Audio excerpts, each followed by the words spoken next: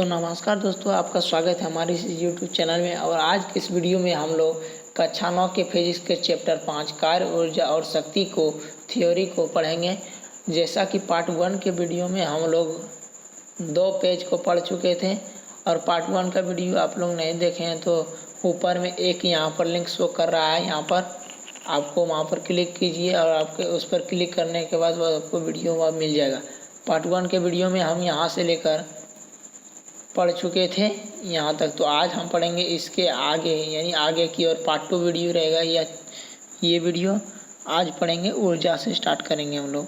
कहाँ से स्टार्ट करेंगे? तो ऊर्जा से स्टार्ट करेंगे। देखिए यहाँ पर आपका, यहाँ पर देख लीजिए ऊर्जा हो गया यहाँ पर। यहाँ से स्टार्ट करते हैं। तो फ्रेंड्स देखिए, किसी बल के किसी वस्तु पर लगने से वस्तु की चाल जो है बढ़ जाती है। वस्तु की चाल बढ़ सकती है, उसकी स्थिति या आकृति भी बदल सकती है। जैसे कि मान लीजिए यह एक वस्तु है, इसमें क्या है, वस्तु पर बल लगा दिए हैं। इधर से हम लोग कोई भी आया, इसमें मतलब धक्का दे दिया, बल लगा दिया, तो इसका जो है चाल में जो है वृद्धि हो जाएगा।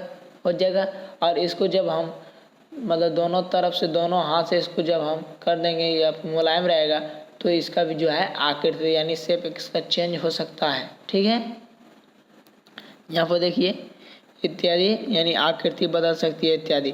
कोई गतिमान वस्तु यानी पिंड दूसरी वस्तु को गति में ला सकता है। जैसे कि चल रहा कोई गेंद किसी अस्थिर गेंद पर टक्कर मारकर उसे लुढ़का सकता है।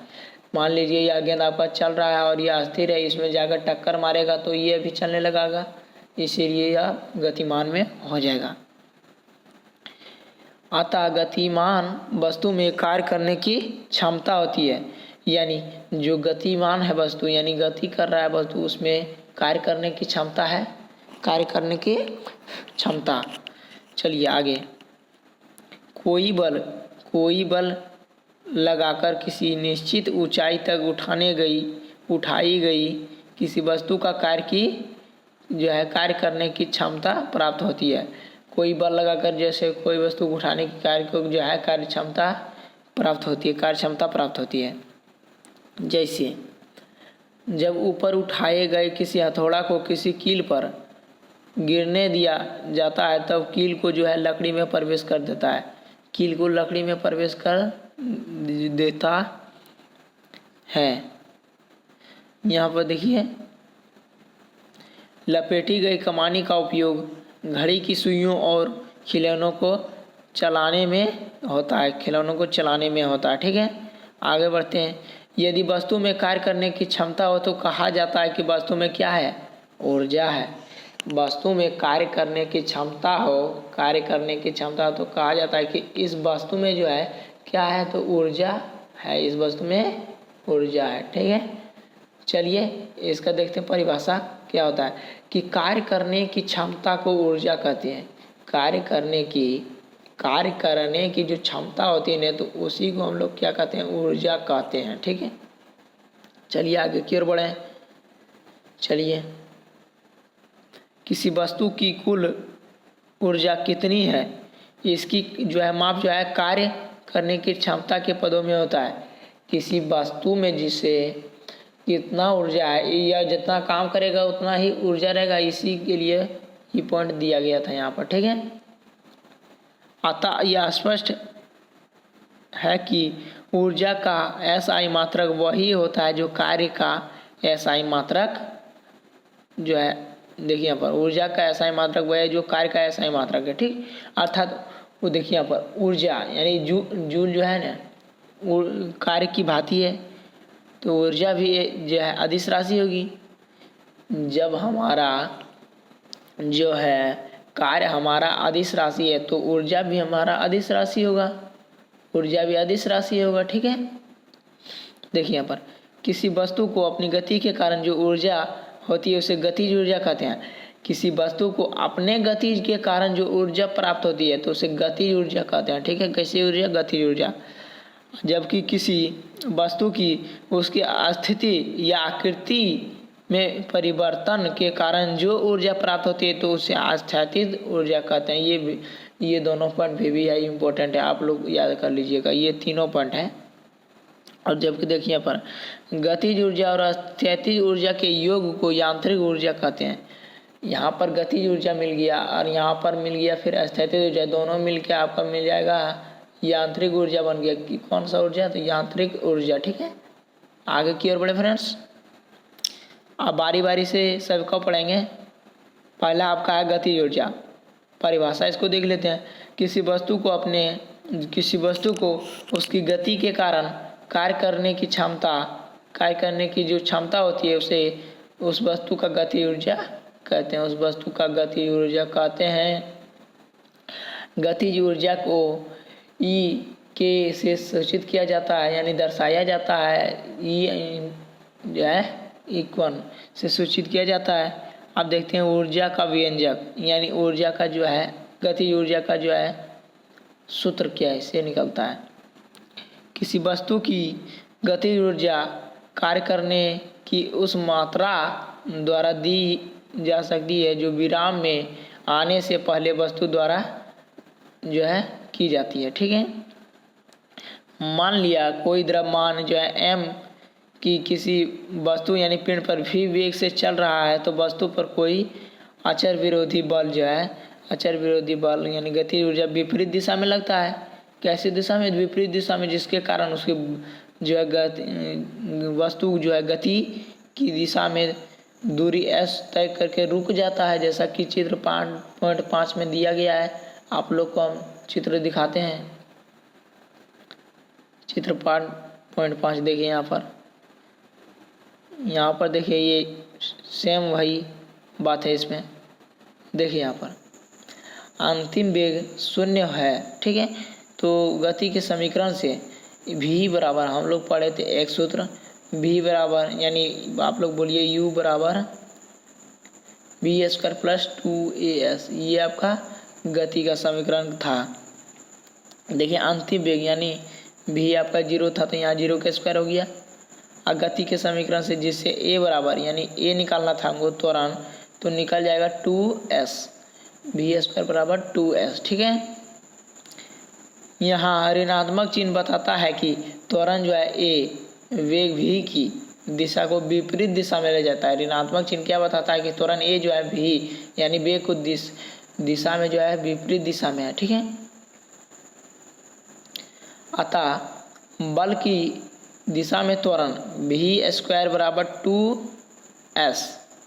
अब वस्तु की गतिज ऊर्जा देखिए पर ई गतिज ऊर्जा को सूचित करते हैं ई कैसे? तो विराम में आने से पहले वस्तु को जो है बल के विरुद्ध किया गया कार्य आपका होगा Fs इंटू MAs। चूँकि m बराबर F बराबर ma, F बराबर आपका m है। ये आपका बल तथा गति के नियम से पढ़े थे हम लोग तीसरे चैप्टर में।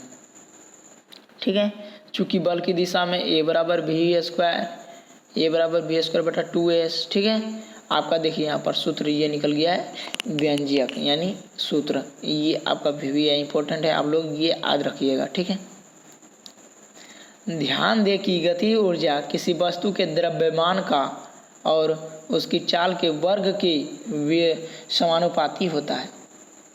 कैसी होता है कि गति ऊर्जा वस्तु के द्रव्यमान यानी m और उसका चाल यानी स्पीड जो है और इसका वर्ग के जो समानुपाती होता है। कौन? गतिज ऊर्जा। यहाँ पर गतिज ऊर्जा समानुपाती होता है।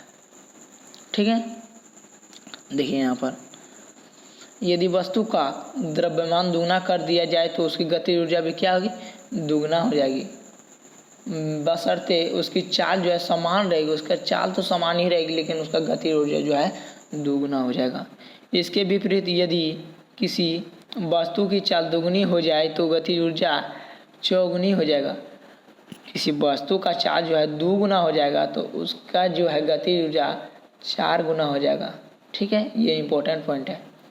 बंदूक से छोड़ी गई गोली, धनुष से छोड़ा गया तीर, गतिमान हथौड़ा की गिरती वर्षा की बूंदे, बहती हवा, नाचता लट्टू आदि गतिज ऊर्जा के ये सब उदाहरण है। गतिज ऊर्जा यानी जो ऊर्जा गति में हो तो उसे क्या कहेंगे? गतिज ऊर्जा बोलेंगे हम लोग। ठीक है, साधारण से ये क्वेश्चन था, आप लोग कंप्लीट कर चुके हैं। तो चलिए देखते हैं अगला। जल विद्युत शक्ति स्टेशन जो है में पहाड़ी से नीचे गिरते हुए पानी की गतिज ऊर्जा का इस्तेमाल डायनेमो में, यानी यह डायनेमो जो है ट्रैक्टर या किसी भी गाड़ी में लगा रहता है, चलाने में होता है, जिससे बैटरी जो है चार्ज होता है, जिससे विद्युत ऊर्जा उत्पन्न होता है। डायनेमो से यांत्रिक ऊर्जा से जो है विद्युत ऊर्जा उत्पन्न होता है। स्थैतिज ऊर्जा पढ़ेंगे। गतिज ऊर्जा को समझने के बाद हम लोग स्थैतिज ऊर्जा में सीधे आते हैं। ठीक है, तो स्थैतिज ऊर्जा का परिभाषा सबसे पहले देखेंगे। किसी वस्तु को उसके स्थिति या आकृति में परिवर्तन के कारण जो कार्य करने की क्षमता होती है, उसे वस्तु की स्थैतिज ऊर्जा कहते हैं। ठीक है, ये पॉइंट बहुत इंपॉर्टेंट है, आप लोग इसको याद रखिएगा।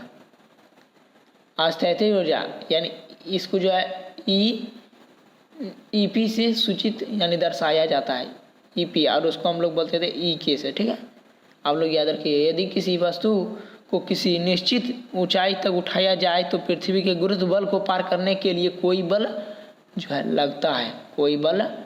आगे की ओर बढ़े। कोई बल वस्तु पर लगाना होगा। किसी वस्तु को गति करने के लिए कोई बल लगाना होगा, नहीं तो वह बल नहीं लगेगा तो कार्य नहीं होगा, बल नहीं लगेगा तो आपका वह कार्य भी नहीं होगा। इस प्रक्रिया में किया गया कार्य उस निकाय में स्थैतिज ऊर्जा के रूप में संचित हो जाता है। अब हम लोग स्थैतिज ऊर्जा का व्यंजक प्राप्त करेंगे, यानी स्थैतिज ऊर्जा का सूत्र ज्ञात करेंगे। चलिए तो इसको समझते हैं। मान लिया कि कोई द्रव्यमान है m, ठीक है, उस वस्तु को पृथ्वी तल से ऊंचाई यानी h है आपका, ऊंचाई क्या है आपका, ऊंचाई देखिए यहाँ पर h हो गया, उठाया गया। ठीक, चित्र 5.6 में दिया गया वस्तु पर गुरुत्व बल mg, गुरुत्व बल आपका mg ऊर्ध्वाधर नीचे की ओर लगता है, जहाँ g यानी गुरुत्व त्वरण अतः गुरुत्व बल के विरुद्ध किया गया कार्य है। तो इसीलिए हम लोग बोलते हैं W बराबर बल गुना दूरी, यानी mg इंटू h, बल गुना दूरी। ठीक है, इसको आप याद रखिएगा। देखिए यहाँ पर कार्य का यह परिमाण वस्तु और पृथ्वी के निकाय में स्थितिज ऊर्जा के रूप में संचित हो जाएगा। ठीक है, अतः निकाय की स्थितिज ऊर्जा EP बराबर mgh, mg का मतलब गुरुत्व बल गुना जो है आपका ऊंचाई। इसे गुरुत्वीय स्थितिज ऊर्जा भी कहा जाता है, इसे गुरुत्वीय स्थितिज ऊर्जा भी कहा जाता है। ध्यान दें कि गुरुत्वीय स्थितिज ऊर्जा वस्तु पृथ्वी निकाय का संयुक्त गुण है। ये जैसा कि ये तो नाम से स्पष्ट है, ना कि किसी एक का। पृथ्वी और जो है वस्तु और पृथ्वी की दूरी जितना अधिक होगी उसका स्थैतिज ऊर्जा भी उतना ही अधिक होगा। जितना दूरी अधिक होगा तो उसका स्थैतिज ऊर्जा भी उतना भी अधिक होगा। चलिए तो फ्रेंड्स आगे की ओर बढ़ें। इसका निष्कर्ष देख लीजिए यहाँ पर आपका कि किसी वस्तु की किसी ऊंचाई पर स्थितिज ऊर्जा भूमि तल या हमारे द्वारा चुने गए शून्य तल पर निर्भर करता है। चलिए तो आगे की ओर बढ़ते हैं फ्रेंड्स। निर्भर करता है तो यहाँ तो पढ़े थे। किसी वस्तु के लिए दी गई स्थिति के लिए एक तल के सापेक्ष गति यानी स्थैतिज ऊर्जा का एक विशेष मान हो सकता है, तो किसी दूसरे तल के सापेक्ष स्थैतिज ऊर्जा का कोई दूसरा मान भी हो सकता है, उसका भी तो दूसरा हो सकता है। साथ ही हमें यह भी ध्यान में रखना है कि गुरुत्व बल यानी mg जो होता है द्वारा किया गया कार्य वस्तु के प्रारंभिक और अंतिम स्थिति की ऊर्ध्वाधर ऊंचाइयों के अंतर पर निर्भर करता है, ना कि उस वस्तु पर जिस पर वस्तु ने जो है गति की है। उदाहरण के लिए जब हम लेते हैं एक गुटखा किसी स्थिति A से B तक दो विभिन्न पथों से पहुंचाया गया है, यदि ऊंचाई ए भी बराबर एच हो तो दोनों की स्थिति में वस्तु पर किया गया कार्य जो है एम जी एच होगा, एम जी इंटू एच होगा। अब देखते हैं अनंत तल पर वस्तु की स्थितिज ऊर्जा। अनंत तल पर वस्तु की स्थितिज ऊर्जा यानी सीधे जो है तल पर क्या ऊर्जा होगा उसमें। एक मोटे शब्दकोश पर एक किताब को अनंत समतल के रूप में टिकाते हैं, ठीक है। एक गोल पेंसिल को नट यानी नट बोलते हैं उसको, किताब के निचले सिरे के पास रखते हैं। अब एक पेंसिल बैटरी को किताब के सबसे ऊंचे जो है बिंदु ए से लुढ़का देते हैं, ऊपर से लुढ़का देते हैं यानी जो है गति करवा देते हैं नीचे की ओर। यह बैटरी जो है नीचे आकर पेंसिल से टकराती है और उसे कुछ दूरी तक जो है ढकेल कर रुक जाती है, उसे कुछ दूरी तक ले जाती है, फिर वहाँ पर जाकर रुक जाती है। अब पेंसिल देखिए, पेंसिल को वापस अपनी जगह पर रख कर बैटरी को किताब पर आधी दूरी से लुढ़का कर उसी प्रयोग को दोहराते हैं। हम देखते हैं कि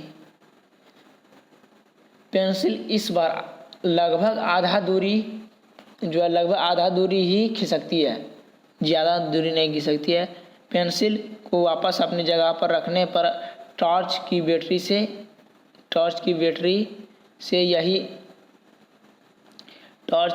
से यही प्रयोग दोहराते हैं, ठीक है। उसके बाद हम देखते हैं जो है कि पेंसिल बैटरी को तुलना में जो है टॉर्च की बैटरी के द्वारा काफ़ी दूरी तय कर रहा है, यानी उसके ज़्यादा दूरी कर रहा है। अनंत समतल के सबसे ऊंचे बिंदु एक पर रखी गई बैटरी में केवल स्थितिज ऊर्जा होती है, इसमें कोई गतिज ऊर्जा नहीं होती है, अतः बिंदु ए पर बैटरी की कुल यांत्रिक ऊर्जा उसकी स्थितिज ऊर्जा के बराबर होती है, ठीक है। जब बैटरी नीचे की ओर लुढ़कना प्रारंभ करती है तब बीच के बिंदु किसी पर जो है उसकी स्थितिज और गतिज जो है दोनों प्रकार की ऊर्जा वहाँ पर होती है। अतः बिंदु बी पर किसी वस्तु की यांत्रिक ऊर्जा और उसकी स्थितिज ऊर्जा यानी आंतरिक ऊर्जा, गतिज ऊर्जा और स्थितिज ऊर्जा यानी तीनों जो है योग के बराबर होती है। अब वही बैटरी जब अनंत तल के समतल न्यूनतम बिंदु पर पहुंचती है तो उसकी जो है कुल यांत्रिक ऊर्जा केवल उसके गति ऊर्जा के बराबर होती है, ना कि उसकी स्थितिज ऊर्जा के, ठीक है। और इस गति ऊर्जा का मान बैटरी के उच्चतम बिंदु पर स्थितिज ऊर्जा के बराबर होती है। हमने देखा कि जब पेंसिल बैटरी को अधिक ऊंचाई पर छोड़ते हैं तो पेंसिल बैटरी अधिक दूरी तय करता है, और साथ ही हमने यह देखा कि समान ऊंचाई से अधिक द्रव्यमान की टॉर्च को छोड़ने पर पेंसिल से अधिक सरकती है। इससे स्पष्ट है कि किसी वस्तु की स्थितिज ऊर्जा उस वस्तु के ऊंचाई और उसके द्रव्यमान पर निर्भर करता है। ऊंचाई यानी एच और द्रव्यमान यानी एम पर निर्भर करता है, ठीक है। किसी वस्तु की आकृति में परिवर्तन के कारण स्थितिज ऊर्जा, इसमें देखिए ये आपका कल पढ़ेंगे अगले वीडियो में। यहाँ तक हम लोग रहने देते हैं, आप लोग यहाँ तक याद करके रहिएगा कि यहीं से स्टार्ट करना है। तो आज के इस वीडियो कैसा लगा, आप लोग चैनल को सब्सक्राइब करके बेल आइकन दबा दीजिए, और वीडियो अच्छी लगी तो चैनल को सब्सक्राइब करके यानी वीडियो को भी लाइक करिए।